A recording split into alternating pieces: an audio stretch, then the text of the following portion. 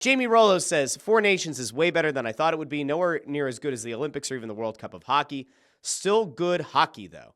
I will tell you, there was the report that came out over the weekend that they are looking at doing a World Cup of Hockey, I believe, in 2028 is what was being discussed and what was reported over the weekend.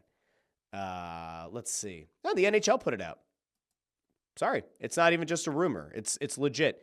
2028 World Cup of Hockey to return in February 2028. Let's see. World Cup of Hockey will return in 2028. The NHL and Players Association announced last Wednesday. Oops.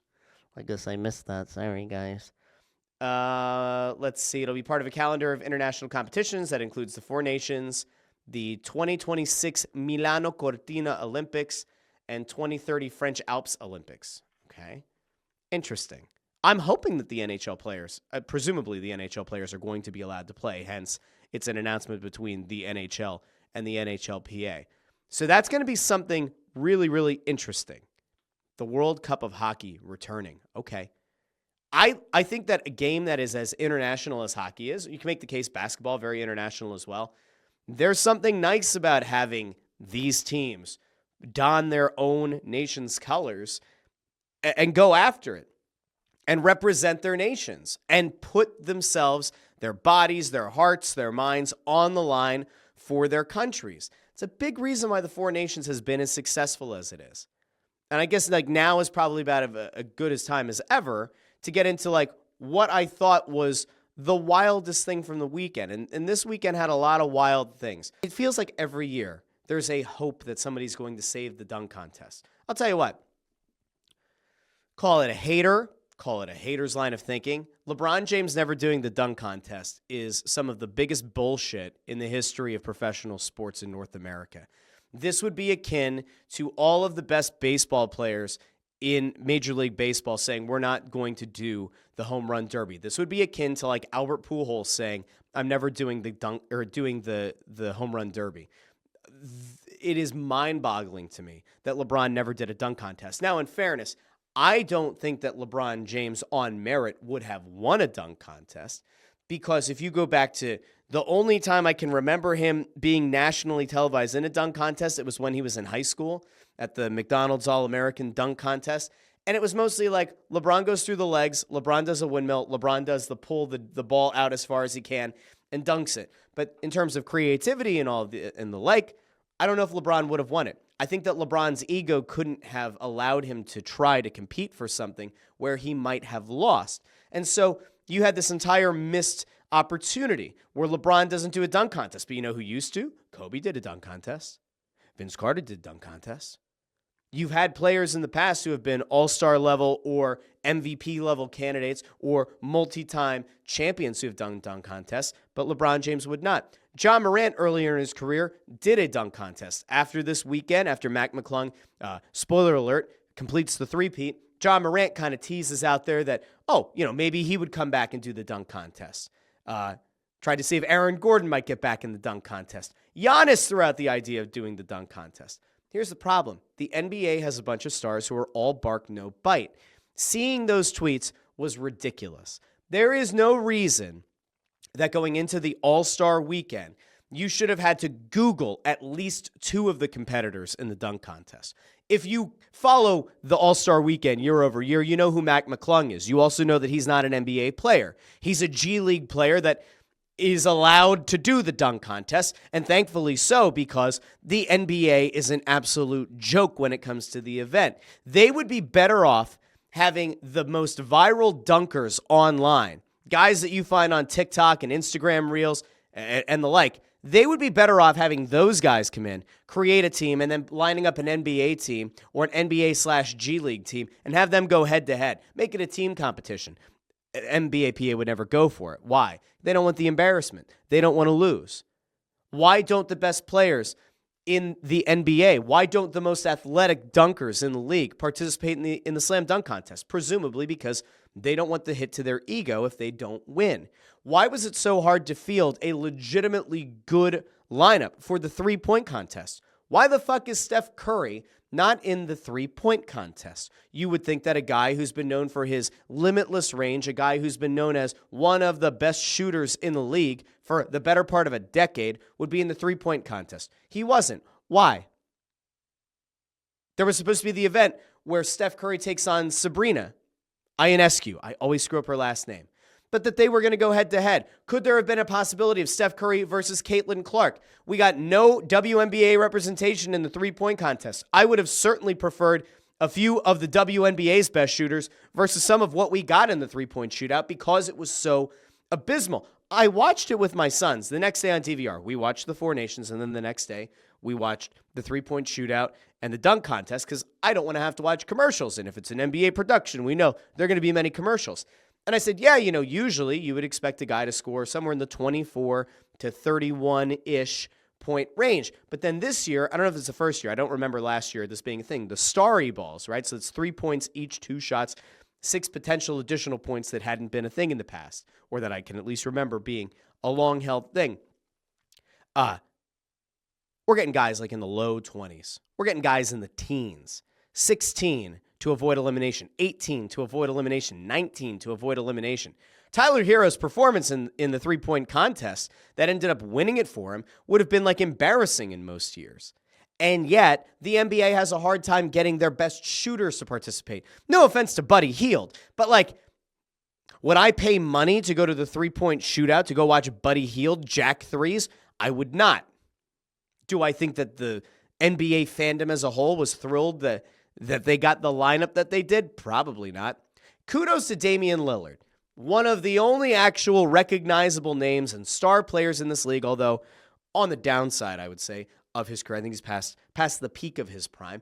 Kudos to him trying to go for the three-peat in the three-point shootout. This league has legitimate issues. Oh, and by the way, it got worse because throughout the weekend, everyone poo-pooed. I mean, virtually every single pundit, every single current and former player, they all poo-pooed All-Star Weekend. Because I think I mentioned this last week. The All-Star game, right? You're used to East versus West. Last year was such a debacle. I forget the final scores, like 211 and 186 or something. It was so absurd that Adam Silver was pretty much getting pressure from all angles. These guys don't take the game seriously, change it. So they came up with, all right, we're going to have drafted teams of all-stars, right? Which to me went back to a few years ago when in the NHL, they implemented the idea of having team captains and kind of doing like the round robin sort of tournament, which was weird and didn't work. And I think brought the lowest ratings in of any NHL all-star game in quite a while that year. I'm pretty sure. Somebody double check, give fact check, drop it in the comments if I'm wrong. But I saw that and I went, all right, so Charles Barkley's going to draft a team. Kenny the Jet Smith's going to draft a team. Shaq's going to draft a team. And then whoever wins the Rising Stars Challenge on Saturday is going to be Candace Parker's team on Sunday. And I went, all right, I don't like it, but at least it's something different. And then I found out, oh, no, it's not a timed game. It's the first team to 40 points. And I said, what are we doing here? How do you come up with that being a great idea? Whose idea was it?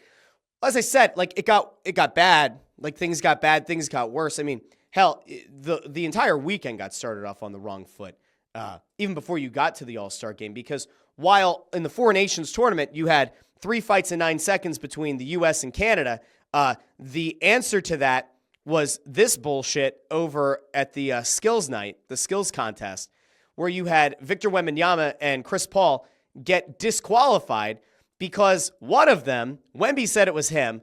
It would probably make more sense that it was Chris Paul. One of them decided that the real smart thing to do here in this event was, sure, go through, pass through the circles, whatever, but then don't actually attempt the shots. Just kind of whip them out there because it just made sense to like get the course done faster. And that any kind of added benefit to making the shots would be negated by the sheer speed at which they would do it. Now, on one hand, you kind of applaud the creativity. On one hand, you look at it and you say, yo, heady decision there by Chris Paul or by the young Victor Wembanyama. But at the same time, it's an absolute disgrace and mockery. Like, people are paying money, for better or worse, to go see you guys, and you try to circumvent the rules with this bullshit. And again, the problem was that at the same time that was going on, The Four Nations tournament had the U.S. and Canada dropping the gloves 3 times in the first 9 seconds of the game in a game that had a lot of passion behind it. So, not exactly a great look for the NBA. Some people said, "Oh, people are just, they're just they're overcomplicating things, and they're overstating just how bad the All-Star weekend is." And I said, "All right, well, let's just see. Like maybe somebody's gonna have an opinion." Now, things got bad this weekend, and I mentioned LeBron and LeBron not ever wanting to do a dunk contest. And well, there was a problem because on the night of the All-Star game, right? The day of the All-Star game, right? That afternoon. I think it was that afternoon, or was it that evening? I don't remember. It was either late that afternoon or that evening of the All-Star game. So on Sunday, LeBron James has a press conference. And at the press conference, LeBron James is asked about, his health. And he's asked about what should people expect to see from you tonight in the All-Star game? Because again, it was Sunday. There had been nothing mentioned about LeBron possibly not playing. And what should we expect from you, LeBron? What should the basketball fans who are going to tune in from around the world and those who pay for seats, what should they expect from you, LeBron? New format, and what will we see from you tonight? You won't see anything from me tonight. Unfortunately, I will not be in uniform tonight.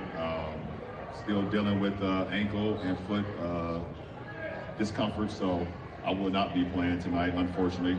I hate that, but I'm looking forward to seeing the format. This is the first year for it. I know we got a lot of great, they call us the OGs. That's hilarious. We do got a few guys with gray hairs, so that makes sense. But, that should be fun. I saw the quote the other day, DK was somebody who's going to play against me, so I guess I'll see him at practice. So LeBron James, probably still the biggest star in the league, the most recognizable name in the sport for 2 decades. He announces that on the same day that the All-Star game is set to take place, that he will not be participating in the All-Star game, which actively screwed other players who were reserves or could have been part of the All-Star game. LeBron probably went into the weekend knowing that he wouldn't play. And instead of putting that out and letting it be known that he wasn't going to be able to participate, he waits until a press conference the same day and says he's not going to participate. Oh, there was also a photo shoot that day of his team, and he couldn't be bothered to put on the jersey. I'm sure they had shorts and a jersey, socks and sneakers that he could have put on to, be part of the team photo, and instead he wore what he wore to that press conference. But again, it's not about him. He doesn't make it about him. It's a selfless thing, really. LeBron waiting until the last minute to announce that he wasn't going to play, that's actually a selfless thing. He was trying very, very hard to get out on the court. You could see the pain on his face that he wasn't going to be able to play in the All-Star game. You could just tell. And the reason, of course, that he didn't put on the jersey and the shorts and the sneakers and the socks, well, that's clearly because he's selfless. He doesn't want people to look back on that image of his team years from now and think that, oh, LeBron did play. He wants to signify, to show you, to signal to you that, oh, no, LeBron didn't play. Let's not get him confused with the guys who did play. Good on you, LeBron. Great move. So again, the face of the league, at least in the minds of many, waits till the last minute to not play. On the same weekend that we saw the goofy shit with CP3 and Victor Wembanyama, that whole weekend where the NBA was facing increased scrutiny, LeBron doesn't play and waits until the same day to announce to the media, oh, I'm not playing. LOL. Ha ha ha. LMFAO. This format should never happen again. And I would actually make the argument that if the NBA wants to fix their All-Star weekend, it's really simple, but it is going to shine a kind of glaring light and a glaring problem that the league has. Take a leaf out of another sports playbook. Team USA versus the world. If you want the NBA All-Star game to have some actual pride and to have some actual oomph to it, have the American players, the American All-Stars, take on the best of the rest of the world. And let that one play out. Now, I'm not saying that the American team, that the Team US has to wear, the red, white, and blue, has to wear the stars and stripes. And I'm not saying that the rest of the world needs a generic gray jersey, right, that just says rest of world. We don't need like the old school NBA All-Star game where everybody wore their team's jersey. So you'd watch Allen Iverson in a Sixers jersey lob up an alley-oop to Vince Carter in a Raptors jersey. I'm not saying we need to see Wemby out there with the French national team jersey, although maybe it would be interesting. Do Team USA versus the rest of the world. That could be fun. Or what if you did NBA All-Stars versus the best of the rest of the world? Line up the best players from the other leagues in this world and have them go head-to-head. The NBA would win, and probably win decidedly, but if you don't think that those guys who would get this massive international exposure from the rest of the world, if you don't think that they would bust their asses to win, I think you're sorely mistaken. There are things that the NBA could do to fix things. They could provide financial incentive of a significant number to get the best players in the three-point shootout and the dunk contest. And honestly, as somebody who enjoys basketball, I'd say, have at it, man. If you're Adam Silver and you're trying to fix it, drop beaucoup bucks to have those guys in those skills contests. There is a slight tweak that you need to make to the NBA All-Star game to maybe make it watchable once again. But it was a brutal, and I mean absolutely brutal, watch this weekend in the NBA. And that's from somebody who, again, loves basketball. So that takes us to the NHL. That takes us to the Four Nations, because that seems to be the one thing that flies in the face of where a lot of these All-Star games have gone. And again, I was incredibly demure.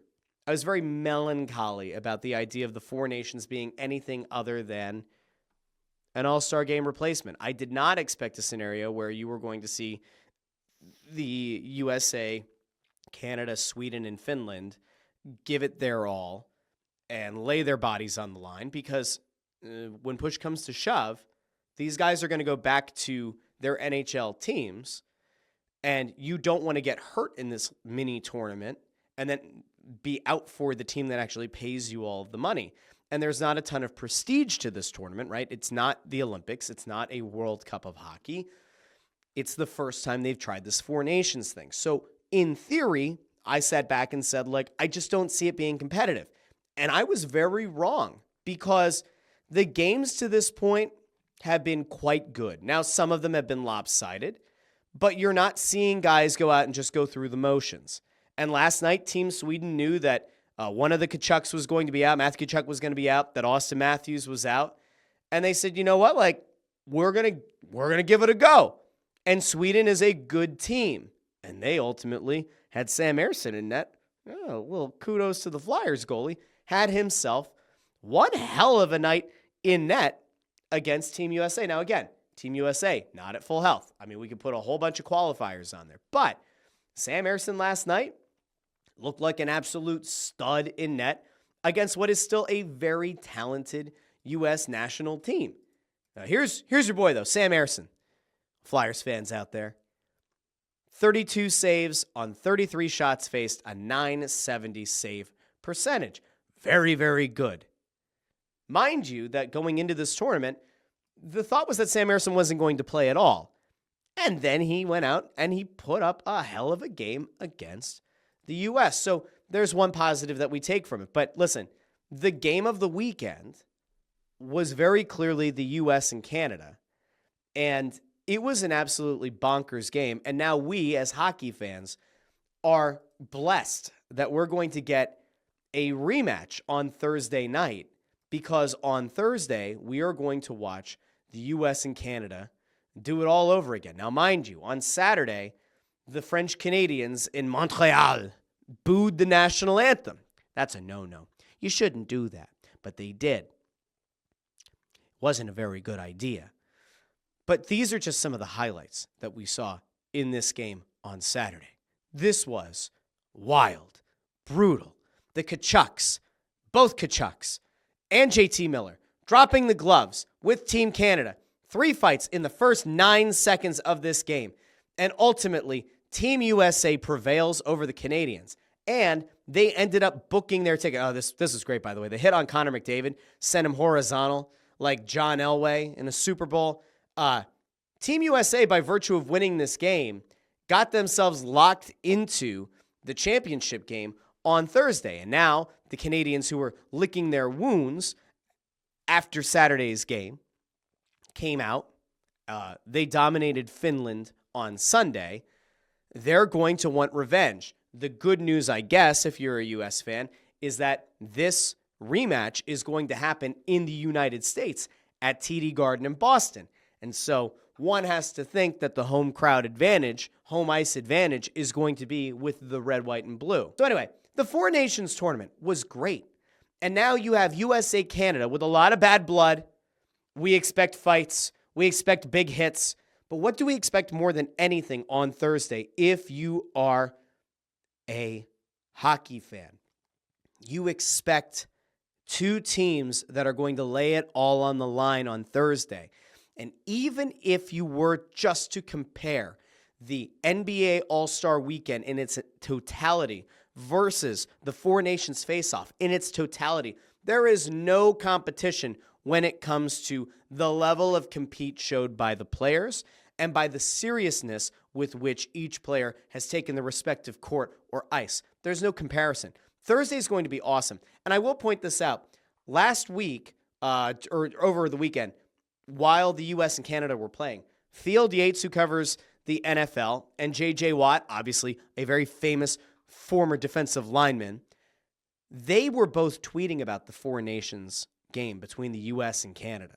They weren't tweeting about the All-Star game. They were tweeting about Four Nations. And for some people, that might just be like anecdotal bullshit. Who cares? I think that this is the first time that the league, the NHL, did something right. By putting that tournament, especially putting that USA versus Canada game directly in competition to NBA All-Star Weekend, many people, I think, a lot of basketball fans would even say that Saturday night is bigger than the actual All-Star game on Sunday because people do like the three-point contest, and they always hold out hope that the dunk contest isn't going to suck. By putting it in direct competition, it showed a massive disparity in what's wrong with All-Star games and what is so right about this Four Nations tournament. So I've enjoyed it. I was very wrong about it. Again, I didn't expect these players to play as hard as they have, but I think there is something about you get to don your nation's colors, you get to wear that crest, and you represent your country. And even though it's not a tournament with a ton of history, it's still something that matters. And for some of these guys, it might be the only time they get to represent their country.